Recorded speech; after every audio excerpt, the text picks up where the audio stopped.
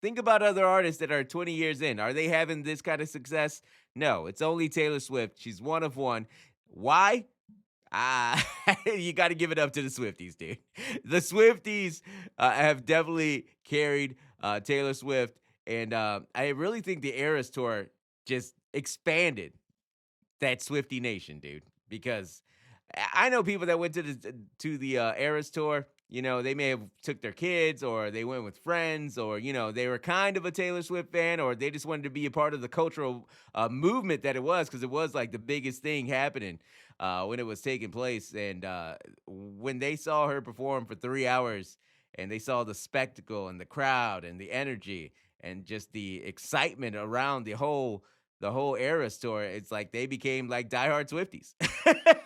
So I think definitely the Eras tour had a huge part in this album being as big as it is. The Life of a Showgirl. Also, I think Taylor Swift, the fact that she announced it on her boyfriend's podcast and said that it was a pop album. We know the Tortured Poets Department, different album, had all them songs on it.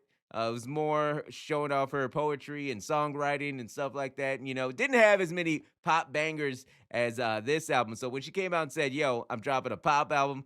I'm doing it with Max Martin. It's gonna be all bangers." I think that got a lot of people excited and a lot of people interested in tuning in to hear this new album. And also, this album is only 12 songs. It's not like 30 something like the Tortured Poets Department. 12 songs, so that's a lot of replay value. I know when I listened to it, I was like, "Oh, it's over." I was like, "Let me play it again." So there's a lot of replay value to the album as far as streaming is concerned. But how she really did it was just straight up sales to her fans. I think on the first day she sold 2.7 million copies. 2.7 million copies of her album the first day. So that's like people actually buying physical copies, whether it's CD, vinyls, cassettes. I don't know who still listens to cassettes, but you know what? Shout out to you. Maybe they just want the collector's item.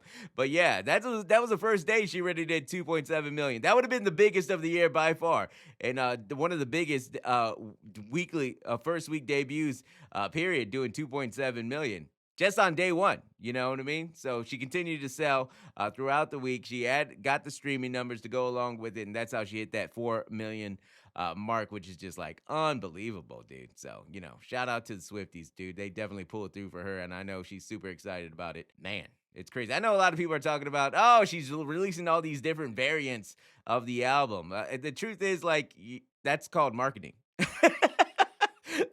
It's called marketing, people, okay?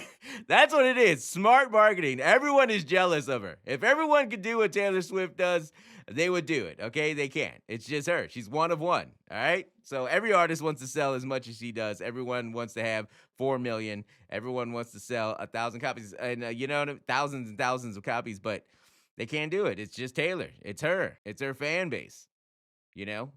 20 years of fans and still growing. And another thing too about like all those different type of albums she's putting out, or different variations of it with album comes all that. We don't know how, like, if anybody even bought those. Okay, she's just putting it out there. Maybe some people bought them, but that's probably not what drove all the sales. All those different variants and whatnot. You know what I mean? We never get to see like how much each one of those actually sells. And you know what? She's not making her fans spend the money. The people, her fans, are willingly paying for these different albums if they really want them. Again, like every artist wants a fan base like the Swifties. This is what it's about, man. This is why she became a billionaire. She's a billionaire strictly off her music and touring. No other side gigs, none of that. Or who knows? How much she loves sourdough. Maybe she'll come up with a sourdough, uh, a bread side gig. But for now, it's all based on music and touring. So this is her baby. This is what she loves to do. She did multiple interviews this week, and I think it was with Late Night with Seth Meyers. She said, "Hey, this is all I have.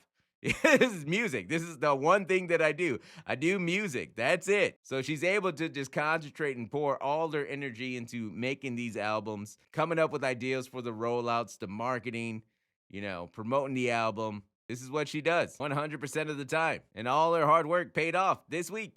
4 million. Unbelievable. Cheers to Taylor Swift.